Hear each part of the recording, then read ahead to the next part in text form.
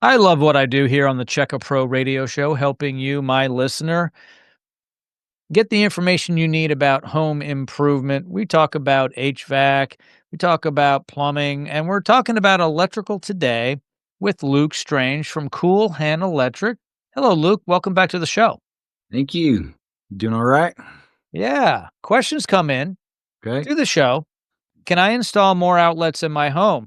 And it's an interesting question because I take that for granted. I know a lot about home improvement, and I'm pretty sure the answer is yes. But I guess a lot of people believe that when their house is designed, kind of like their air conditioning system, the electrical system would be designed for the house, which is kind of true.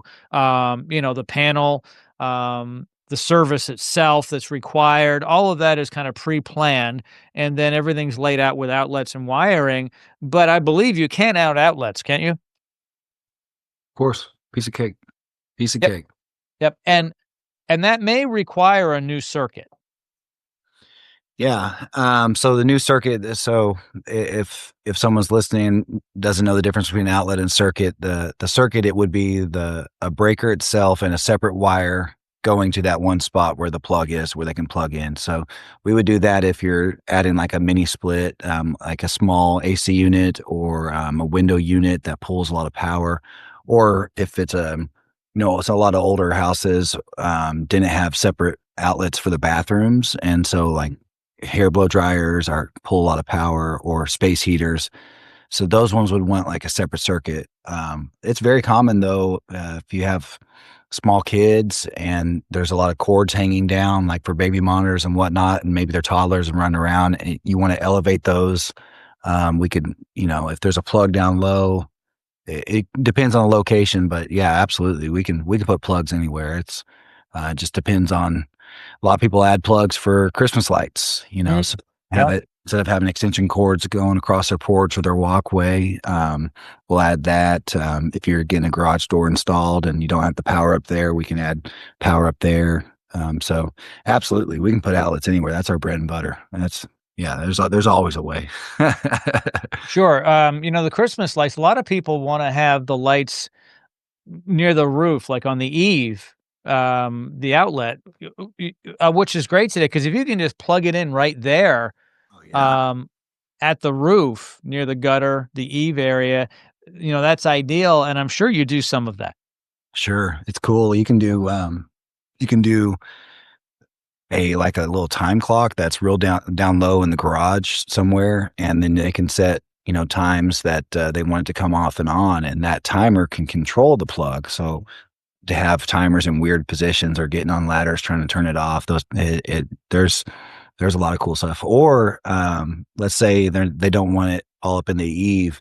A lot of times you can go right by the breaker panel or on the opposite side and have a dedicated 20 amp circuit for that, and you can plug in tons of Christmas lights with a 20 amp circuit. Then you're not worrying about your porch going out or your garage with the meats or the freezer and sprinkler system or any of the extra things that are normally on there. People like having a dedicated circuit just for that. Yeah, and Absolutely. you're right. You can put a lot of lights on that dedicated circuit because the lights today, many of them are LED and they don't use as much power. Yeah, it's great. And then when it blows out, you're not wondering where the GFCI is, and where it's one spot. It's pretty simple. Yeah. Yep. So we can You add had plugs. mentioned you had mentioned freezers. A lot of people, like to hunt or they buy a side of beef and they'll have a freezer or an extra fridge in the garage. They may not have an outlet close by, but really technically, they should have a dedicated circuit for that because I know when you build a house today, that refrigerator, correct me if I'm wrong, is supposed to be on its own circuit. There's exceptions, but that's pretty common. Yeah, that's pretty common. So that's something you could do if someone says, "Hey, I have this huge freezer. When I plug it into the garage outlet, the lights dim, the garage door opener doesn't always work because the breaker flips. Um, so once again, a dedicated circuit just for that could make a lot of sense. And a really cool thing that people are getting into that they sell now is it's an outlet that has an alarm on it, Mhm. and so if it lets the old freezers will kick off or lose power for the ground fault or whatever, it can sound an alarm, and it makes it easy for them to find it. That's pretty handy too. You just don't want your freezer being out for 2 days and you don't notice it, but if there's an alarm going there, you're like, "Oh, what is that? What is going on there?" Most people don't check their freezers until they're ready to cook it, so that's a That's pretty good. true, and you wanna make sure you don't lose power there. Something else, a lot of people want to have a workshop in their garage.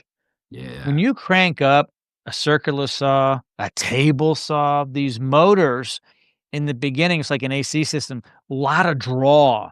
Your lights dim. You may wanna have an upgraded dedicated circuit for some of that. Yeah, and you know what I really like doing? Are you familiar with those cord reels with the Yep, you pull on it and pulls down? I love like them. ha dedicated power in the ceiling Daily. and mount that up there, and then you can, you most people will be working, but they also wanna store something when they're not working, so it can be right in the middle of your garage, and you got that cord, and, then whenever you're not using it, and that way it's not have to be stuck on a wall, it's retractable. I like doing that a lot. That's really handy. Very, very, very much so. Luke, as always, thank you for joining me today here on the Checo Pro Radio Show, having fun and answering questions for our listeners. Much appreciated. Absolutely.